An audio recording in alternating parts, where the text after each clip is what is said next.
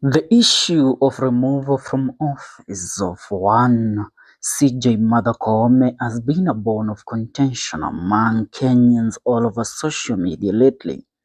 Also, among the people that are said to be kicked out of office from the judiciary are the said Supreme Court judges in company of CJ Mother Koome and the Deputy Chief Justice Philomena Mwilu. But what is the legal process of removing a Chief Justice or a Supreme Court judge from the office that they hold in the judiciary of Kenya? Allow us, as the Kenyan Daily Report, to diverge into this matter and expedite the whole process of removing a judge from office so that you will understand. The process of removing a Chief Justice in Kenya is outlined in Article 168 of the Constitution of Kenya 2010. And before even we get into the whole process, allow me to just give you the names of the judges that serve under the Supreme Court of Kenya, so that we will all be sailing on the same boat here. Now, these are the current justices that serve in the Supreme Court of the Republic of Kenya. On number one is Lady Justice Mother Koome. She is the Chief Justice and the President of the Supreme Court. Number two is Lady Justice Philomena Mwilu, also the Deputy Chief Justice and the Vice President of the Supreme Court of Kenya. On number three is Justice Mohammed Kadar Ibrahim. On number four is Justice Dr. Dr. Smokin Wanjala.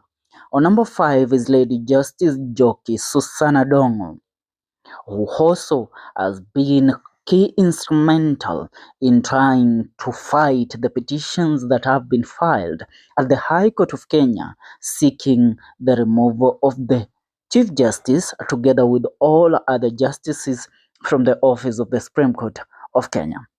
Now, also, Lady Justice Mother Koome has also countered the said petition where she has termed them as just people trying to to fight her, yet they don't have any evidence against her, and she has served to her ability to defend the Constitution of the Republic of Kenya.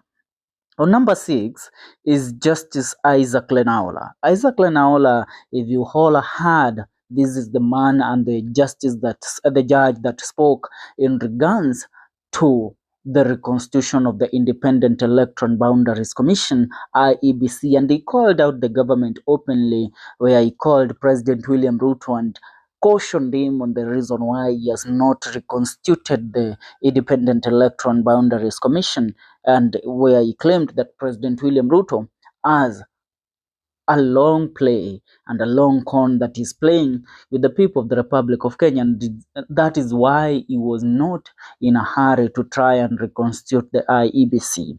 And last on the list is Justice William Ouko. This is the last judge of the Supreme Court of Kenya. Now, there are 7 of them, including the Chief Justice and the Deputy Chief Justice, who are also the President and the Deputy President of the Supreme Court.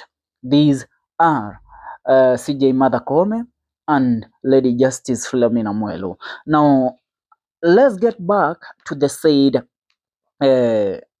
process of removing a judge, or removing the Chief Justice of the Republic of Kenya from office, which also is the same process that is used in removing a judge from office, a Supreme Court judge. Now, the process of removing a Chief Justice in Kenya is outlined in Article 168 of the Constitution of Kenya in 2010, Constitution 2010. It involves the following steps. Number one, grounds for removal. A Chief Justice or any judge may be removed from office for, number one, inability to perform duties due to mental or physical incapacity, breach of the code of conduct for judges, bankruptcy, incompetence, gross misconduct or misbehavior. Or number two, the petition for removal. Any person can file a petition with the Judicial Service Commission (JSC) detailing the alleged misconduct or incapacity of the Chief Justice. Number 3, JSC review, the Judicial Service Commission review. The Judicial Service Commission reviews the petition. If it finds sufficient grounds, it submits a recommendation to the President to form a tribunal. Number 4, appointment of a tribunal. The President of the Republic of Kenya, President William Ruto, will have to appoint a tribunal to investigate the matter. Now, the tribunal consists of a chairperson who must be a serving or retired judge of a superior court or a Supreme Court.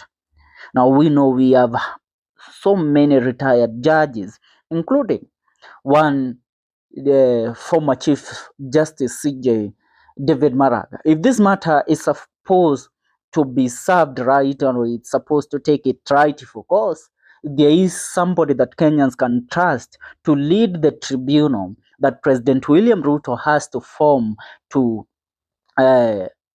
validate the said petitions that have been filed, to have the whole Supreme Court of Kenya judges together with the CJ and the deputy CJ removed, is none other than former CJ David Maraga.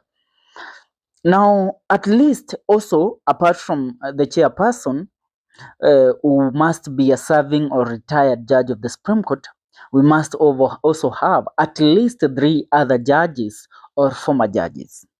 So the tribunal must consist of 3 judges who are either currently serving or are from the former judges, with also the chairperson. Now those are 4 people. One advocate of 15 years standing, also an advocate, a lawyer, must also be included there. That makes them 5 people in the said tribunal, and 2 other people, and 2 other persons with the experience in public affairs. These other 2 people, they not a must that they should be lawyers, not a must that they should be in the field of law, but they should have served in the matters and should have experience in public affairs. Now, which means the tribunal must consist of about 7 people. Now, number 5, tribunal investigation and suspension. Now, the Chief Justice, once the President of the Republic of Kenya decides to form a tribunal, the Chief Justice is suspended while the tribunal conducts its investigation. And that is when we come to a video that we did yesterday in regards to what one Senior Counsel Ahmed Nasri Abdullahi said. If the President decides to form a tribunal to really investigate the matter that has currently been going on in the Supreme Court of Kenya, then the Supreme Court of Kenya ceases to exist. We don't have a Supreme Court. All the judges and even the Chief Justice and the Deputy Chief Justice, they are suspended with immediate effect, and they have to await the decision that will be made by the tribunal that the President has appointed. Now, the tribunal gives the accused a fair hearing. After the investigations, the tribunal makes recommendations to the President. Are we together? The tribunal does their investigation and then gives a fair hearing to the said judges and the CJ. Then, after doing their due diligence, they make their recommendation to the President of the Republic of Kenya. Now, here is where now the President has to make the decision. If the tribunal recommends a removal, the President must remove the Chief Justice from office. But if the tribunal does not find grounds for removal, the Chief Justice is reinstated. Now, it's upon the President and the tribunal to verify on the said claims that have been brought against one Chief Justice, Mother Koome, and all the other 6 judges of the High Court of Kenya. I mean, in conclusion, all the 7 judges and justices of the Supreme Court of the Republic of Kenya, their fate now lies in the hands of the tribunal that must be formed by President William Ruto. Are we together? Now, that is the whole process of how a judge or a CJ is removed from office. It's not the matter that it's not about making noises on social media.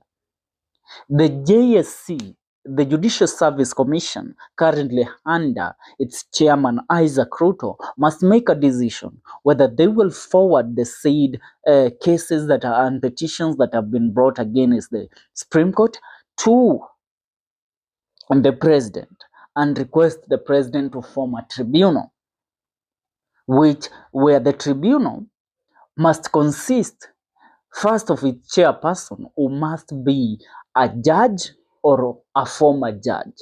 And who else befit that role? Maybe we can say Willy Mutunga or former CJ David Maraga. Now that is where we all can say justice will be served. But in the current matter, we can't. President William Ruto might pick somebody that will rule in favor of him and the regime. For now, tell me what you think about this.